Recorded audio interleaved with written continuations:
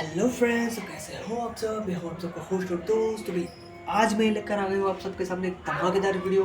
तो भाई 2-3 दिन के बाद यानी कि 26-27 को फ्लिपकार्ट पे बिग बिलियन डे का सेल चालू होने वाला है। तो भाई कौन सा फ़ोन में लेना चाहिए उसके ऊपर ये वीडियो स्पेसिफिकली होने वाला है। सबसे पहले मैं बात करना चाहूँगा मोटोरोला की। मोटोरोला के अंदर सिर्फ एक ही फ़ोन मेरे अंदर जो ध्यान में है वो ज़्यादा बेटर हो सकता है। देखिए यहाँ पे मैं है ना कोई ऐसा फिक्स बजट लेके चल रहा हूँ। यहाँ पे मैं आपको एक बजट कैटेगरी में ओवरऑल वैल्यू प्रोवाइड कर दे ऐसा कोई कॉम्बिनेशन हो, वैसे वाले फ़ोन्स आपको दिखाने वाला हूँ, ठीक है। और ज़्यादा लंबा वीडियो भी नहीं होने वाला है ताकि आपको कन्फ्यूज़न भी ना हो। यहाँ पे मोटो की अगर मैं बात करूँ ना, लेने जैसा कोई फ़ोन है तो वो है G85। G85 ये रहा। एक तो इसके अंदर पी OLED डिस्प्ले है, कर्व डिस्प्ले है, प्लस इसका जो प्रोसेसर है वो भी काफ़ी ज़्यादा एफिशिएंट माना जाता है। 16,000 की अगर मैं बात करूँ तो कैमरा इसका द बेस्ट है। अपडेट की बात करूँ तो इसके अंदर आपको 2 साल के अपडेट मिल जाएंगे, यानी कि ये 14 पे आया था, 15-16 मिल जाएंगे, और 3 साल के सिक्योरिटी अपडेट। लेकिन यहाँ पे मोटो एक ही जगह मार खाता है कि इसके अंदर जो अपडेट पॉलिसी है ना वो ठीक नहीं लगी मुझे। अपडेट इनके प्रॉपर नहीं होते हैं। तो बस जिसको सिर्फ मोटो का ही फ़ोन चाहिए वो आंख बंद करके ये फ़ोन ले सकता है।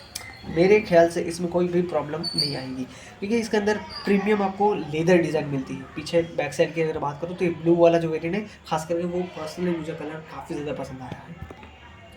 मोटोरोला की बात हो गई है, अब आते हैं दूसरी कंपनी की ओर, सैमसंग। तो भाई सैमसंग के अंदर ऑलराउंडर जो डील मैं बताने वाला हूँ ना बजट कैटेगरी में, वो है सैमसंग M35। यहाँ पे आपको नहीं मिलेगा, लेकिन सर्च बार में अगर आप करोगे तो आपको इजीली मिल जाएगा सैमसंग M35। ये रहा। इसकी लॉन्च प्राइस थी 20,000, अब यह आ रहा है 14,000 में, 13,999 में। तो भाई जिसको भी फ्यूचर प्रूफ फ़ोन चाहिए जिसके अंदर 4 साल के अपडेट आपको मिलने वाले हैं, out of the box Android 14 पे आया है, यानी कि 15, 16, 17, 18 4 साल के OS अपडेट और 5 साल के सिक्योरिटी अपडेट। तो भाई ये फाड़ू डील होने वाले। क्यों? क्योंकि इसके अंदर super AMOLED 120 hertz AMOLED display है। एक तो गोरिल्ला ग्लास का भी आपको प्रोडक्शन मिल जाता है जो कि अच्छा खासा माना जाता है। वेपर कूलिंग चैम्बर भी आपको मिल जाता है इसके अंदर। इसके कॉन्स की बात करूँ ना तो देखिए इसके बेसल्स ना थोड़े से मोटे हैं, ठीक है। ये एक कॉन हो गया इसका। दूसरा अगर मैं बात करूँ तो इसके अंदर चार्जर नहीं आता है। और तीसरा कि ये 25 वॉट को ही सपोर्ट करता है, जो कि ये सैमसंग का अगर चार्जर लगे तो ही ये 25 वॉट से चार्ज करेगा, अदरवाइज ये नॉर्मल स्पीड यानी कि 10 वॉट से चार्ज करेगा। फिर भले ही आप 67 वॉट रियलमी के या फिर वन प्लस के चार्जर से चार्ज करो। तो भाई ये इनके स्टैंडर्ड है, ठीक है। टाइप सी के अंदर ये स्टैंडर्ड है इनकी।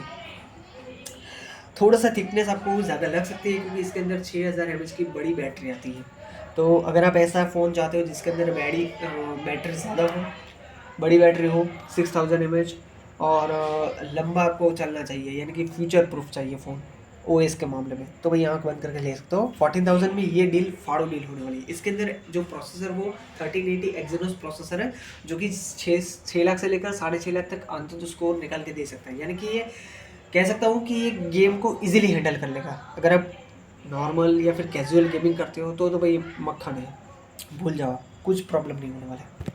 सैमसंग की बात यहाँ पे ख़त्म कर दी हमने। अब आता है दूसरी कंपनी की ओर, रियलमी के अंदर भी यहाँ पे आपको बैनर में फ़ोन नहीं देखने वाला है। जो फ़ोन मैं बात कर रहा हूँ वो है रियलमी नार्जो 70 टर्बो। यहाँ पे दिखा देता हूँ। तो भाई अगर आपको ये वेरिएंट लेना है तो 8128 वाला लेना। क्यों? क्योंकि इसके अंदर जो प्रोसेसर दिया गया है वो 73 एनर्जी प्रोसेसर दिया गया है डायमेंसिटी का, जो कि इस सेगमेंट में आने वाला द बेस्ट प्रोसेसर मैं बोल सकता हूँ। न्यू है, लेटेस्ट है, विद AI फंक्शंस इसमें आते हैं, तो कोई प्रॉब्लम नहीं होने वाली। अब इसके जो प्रॉस कॉन्स की बात करूँ तो प्रॉस ये है कि भाई ये लुक वाइज, डिज़ाइन वाइज, ये परफॉर्मेंस वाइज सब कुछ बढ़िया है। चार्जिंग वार्जिंग, कैमरा इसके मैं बोलूँ ना थोड़े एवरेज ही बोलूँगा इसके कैमरा, क्योंकि जिस प्राइस पे ये लॉन्च हुआ उस प्राइस को कंसिडर करूँ तो ये बिलो एवरेज कैमरा निकल के आते हैं।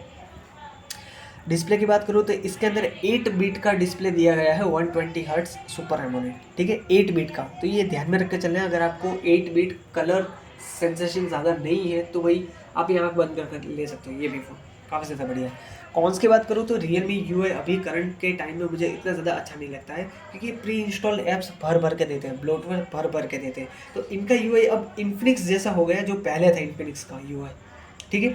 और इन्फिनिक्स का जो UI पहले जो उनका था ना ब्लूटूथ वाला, वो अब चेंज हो गया, जो रियलमी का पहले था ना वैसे वाला हो गया है।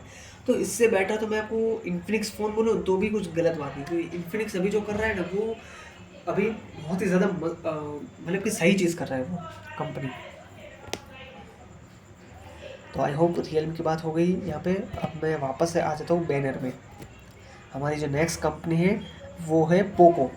तो शायद मैं ये लास्ट में बताने वाला हूँ। पोको के अंदर में अगर मैं डील की बात करूँ तो सिर्फ 3 फ़ोन निकल के आते हैं, ठीक है। सबसे ज़्यादा फ़ोन पोको वालों ने ही निकाले हुए हैं इसके अंदर।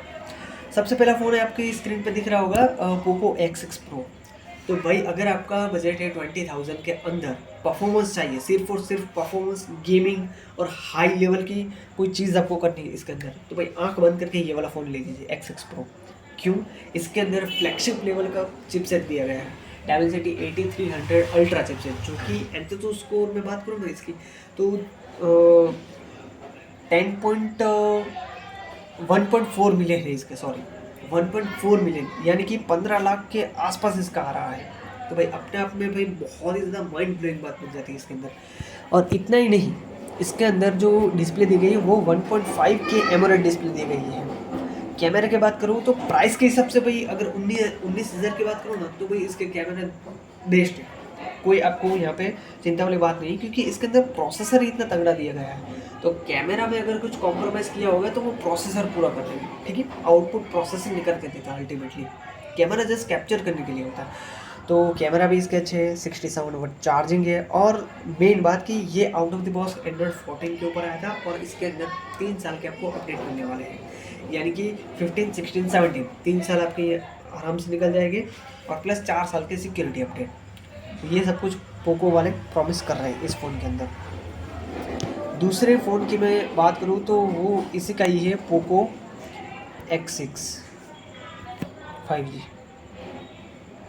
डिस्प्ले में सेम है, डिस्प्ले में कोई कॉम्प्रोमाइज़ नहीं है। ये शायद आपको 15,000 के अंदर मिल जाता है अगर आपको सैमसंग का नहीं लेना है, लेकिन थोड़ा सा मैं बोलूँ फीचर वाइज या फिर लुक वाइज या फिर परफॉर्मेंस वाइज अगर आपको अपग्रेड चाहिए, ठीक है, सैमसंग के अलावा, तो इसके अंदर भाई आपको एक बात भूल जानी है, कौन सबसे बड़ा ये है कि आउट ऑफ द बॉक्स 13 पे आया है।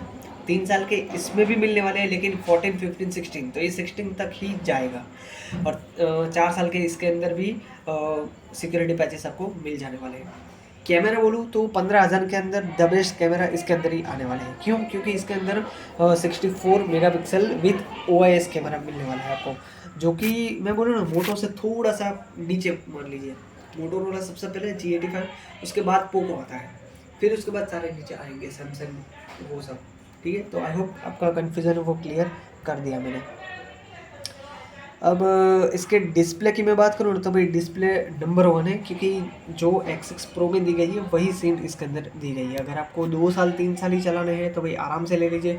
परफॉर्मेंस में बात करूँ तो 7S Gen 2 है इसका। एंथुसियास्ट स्कोर में बात करूँ तो ये 5.5 लाख से लेकर 6 लाख के बीच में निकाल देता है कहीं ना कहीं, ठीक है। तो आराम से आपकी जो भी प्रोसेसिंग है, गेमिंग एक्सपीरियंस है, वो बढ़िया रहने वाला है काफ़ी ज़्यादा। और ये बॉक्सी डिज़ाइन के साथ आता है, इसके अंदर भी 67 वाट का चार्जर मिल जाएगा। और इसका जो कलर की बात करूँ तो वाइट कलर सबसे बेस्ट रहने वाला है। अब इसके ही तीसरे फ़ोन की बात करूँ तो F6 है। अगर आपको 2,000 ऐड करने हैं तो ये वाला फ़ोन आँख बंद करके ले लीजिए, कोई कमी नहीं है। जो कमी X6 प्रो में है, ठीक है, वो सारी की सारी ये पूरी कर देता है। फ्लैगशिप लेवल का सब कुछ दिया गया है इसके अंदर। कैमरा टॉप नॉच है, डिस्प्ले, स्पीकर्स, इसके अंदर कोई कॉन्स ही नहीं नज़र आ रहे मुझे इन शॉर्ट। और ये भी फ्यूचर प्रूफ फ़ोन है सैमसंग की तरह। इसके अंदर लॉन्गर अपडेट्स आपको देखने को मिल जाएंगे, 3 साल के अपडेट मिल जाएंगे, 4 साल के security patches. Out of the box भी 14 पे आया है। तो बस यही है कुल मिलाकर के, अगर आपको पूरा पैसा वसूल करना है तो 2 फ़ोन है टोटल। ये पूरा जो बिग बिलियन है उसके अंदर 2 फ़ोन है, एक तो ये वाला है X6 प्रो है, और दूसरा ये F6 की स्क्रीन के ऊपर अभी जो दिख रहा है वो वाला, ठीक है। ये 2 ही फ़ोन है जो किलर डील के साथ आ रहे हैं। और तीसरे सबसे लोअर बजट के अंदर बात करूँ तो 14,000 के अंदर जो सैमसंग का है M35, उससे ज़्यादा बढ़िया डील मुझे अभी तक नहीं दिखी है पूरे बिग बिलियन में। बाकी और कोई भी फ़ोन मैं आपको सजेस्ट नहीं करूँगा, ना तो वीवो करूँगा, ना तो ओप्पो करूँगा, ना तो वन प्लस करूँगा, ना तो नथिंग करूँगा, या फिर ना तो इन्फिनिक्स, कोई भी अदर ब्रांड जो भी हो XYZ, कोई भी नहीं। लेकिन मैंने जो भी इस वीडियो में आपको बताया, अगर उसमें से आप कंसिडर करते हो तो डेफिनेटली आपका फ़ायदा रहने वाला है। ये जो मैंने टारगेट किया है ना, ये स्पेशली किन लोगों के लिए किया है कि जो वैल्यू देखना चाहते हैं और प्लस जिनका मतलब एक कोई पर्टिकुलर एक पे फोकस नहीं है, लाइक कैमरा तो भाई कैमरा ही चाहिए ऐसा नहीं, ओवरऑल सब कुछ आ जाता है। और विथ इंक्लूडिंग परफॉर्मेंस, परफॉर्मेंस को कहीं पे भी यहाँ पे मैंने ऐसा नहीं किया है कि इसको प्रायोरिटी, परफॉर्मेंस को प्रायोरिटी ना दी हो। सबसे पहले परफॉर्मेंस, फिर आता है डिस्प्ले, फिर आता है बैटरी, ऐसे करके डाउन करते जाएंगे हम सारे स्टेप्स। तो आई होप ये वीडियो देखने में आपको मज़ा आया होगा। शेयर कीजिए, कमेंट में बताइएगा कि आप कौन सा फ़ोन प्लान कर रहे हैं परचेज़ करने के लिए। जय हिंद।